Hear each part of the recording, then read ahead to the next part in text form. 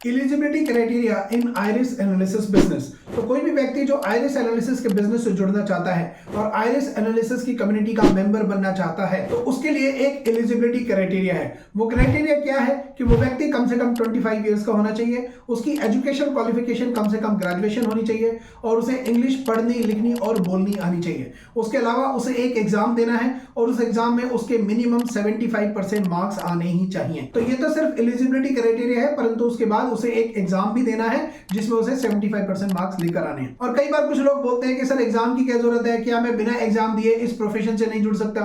तो ladies and gentleman, girls and boys, beautiful and handsome people, let me tell you कि इस दुनिया में जितने भी प्रोफेशनल्स हैं, चाहे वो डॉक्टर है, लॉयर है, चार्टर्ड अकाउंटेंट है या कोई दूसरा प्रोफेशनल है, तो वो प्रोफेशनल अपने जीवन में कम से कम 3 ई से गुजरता है। इसको बोलते हैं 3 ई प्रिंसिपल। अब ये 3 ई प्रिंसिपल क्या है? तो first E stands for education. तो कोई भी प्रोफेशनल बनने के लिए आपको सबसे पहले उससे जुड़ी हुई एजुकेशन हासिल करनी पड़ती है। तो एजुकेशन के बाद ऐसा नहीं है कि आपने एजुकेशन कंप्लीट करी और आप प्रोफेशनल बन गए। नो, एजुकेशन के बाद सेकंड ई आता है और वो है एग्जामिनेशन। तो एजुकेशन कंप्लीट करने के बाद आपको एग्जाम देना है और वो एग्जाम मिनिमम पासिंग मार्क्स से आपको पास करना है। अब आपने एजुकेशन भी ले ली, आपने एग्जाम भी दे दिया, अब आपको डिग्री भी मिल गई, लेकिन इसका मतलब ये नहीं है कि डिग्री मिलते ही आप एक हाई फाइव वर्किंग प्रोफेशनल हो जाएंगे। नो, तो वर्किंग प्रोफेशनल बनने के लिए अब आपको चाहिए तीसरा ई, और वो तीसरा ई है एक्सपीरियंस। और वो एक्सपीरियंस लेने के लिए आप कई बार अपने से सीनियर प्रोफेशनल के अंडर में काम करते हैं। फॉर एग्जांपल, अगर आपने एमबीबीएस या एमडी किया है तो एक एमबीबीएस एमडी करने के बाद जनरली लोग अपने से किसी सीनियर डॉक्टर के अंडर में कुछ सालों तक एक्सपीरियंस लेते हैं।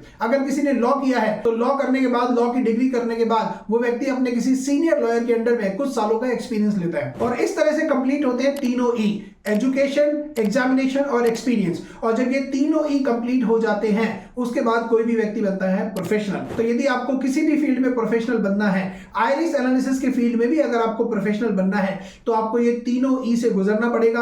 आपको एजुकेशन लेनी पड़ेगी, आपको एग्जामिनेशन देना पड़ेगा और आपको एक्सपीरियंस लेना पड़ेगा। तो जब आप ये तीनों ई कंप्लीट करते हैं तब आप बनते हैं एक professional iris analyst and counsellor. तो यदि आप भी आइरिस एनालिसिस के फील्ड में अपना करियर बनाना चाहते हैं, अपना बिजनेस स्टैब्लिश करना चाहते हैं, तो इन तीनों ई के लिए तैयार रहिए। जब आप ये तीनों ई से गुजरेंगे तब कहीं जाके आप बनते हैं एक वर्किंग प्रोफेशनल, और जब आप बनते हैं प्रोफेशनल तब आप आसमान की ऊंचाइयों को छूते हैं और कामयाबी आपके कदम चूमती है। Wish you best of luck.